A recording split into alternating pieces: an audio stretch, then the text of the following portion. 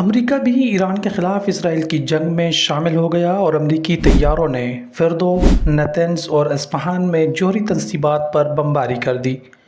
امریکی صدر Donald Trump نے ٹروتھ سوشل میڈیا پر اپنی پوسٹ میں اعلان کیا کہ امریکہ نے ایران میں فردو، نتنز اور اصفہان جوہری تنصیبات پر انتہائی کامیاب حملہ مکمل کر لیا ہے۔ اپنی پوسٹ میں ڈونلڈ ٹرمپ کا کہنا تھا کہ تمام امریکی طیارے اب ایران کی فضائی حدود سے باہر نکل چکے ہیں۔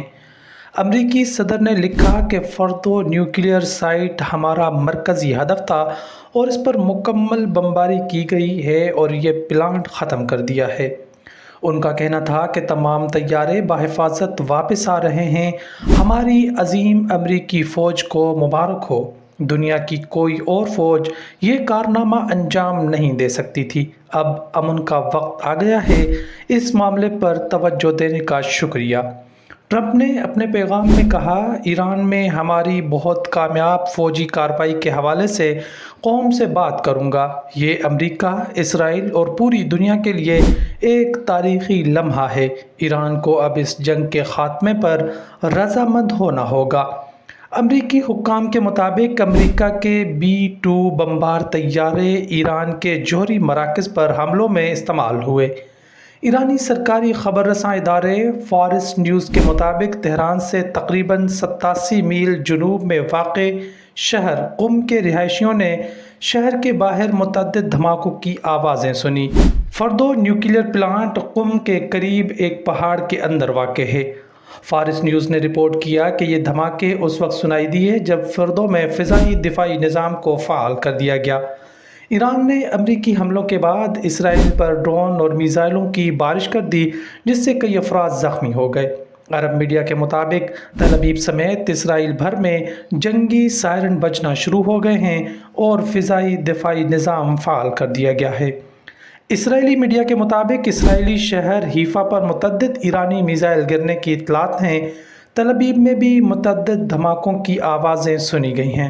ایران کے تازہ میزائل حملوں سے اسرائیل کے مختلف حصوں میں نقصانات ہوئے ہیں۔ پاسداران انقلاب کے ترجمان کے مطابق حیفا اور تل ابیب میں اسرائیل کے 14 اسٹریٹجک اہداف کو نشانہ بنایا گیا۔ یہ حملے اب تک کے سب سے کامیاب حملوں میں سے ایک ہیں۔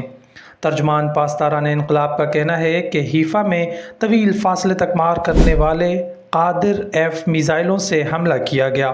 حملے میں اسرائیلی فوج کے سافٹ ویئر کمپنیوں کے دفاتر، power plant, oil refinery, air base, اسرائیلی سائبر کمانڈ سمیت رافائل ایڈوانسڈ ڈیفنس سسٹمز کے ہیڈ کوارٹرز کو نشانہ بنایا گیا۔ عرب میڈیا کے مطابق حملوں میں تل ابیب اور حیفا سمیت متعدد اسرائیلی علاقوں میں عمارتوں کو براہ راست نشانہ بنایا گیا۔ ایران نے اسرائیل پر تازہ میزائل حملے میں 20 سے 40 بیلسٹک میزائلوں سے حملہ کیا۔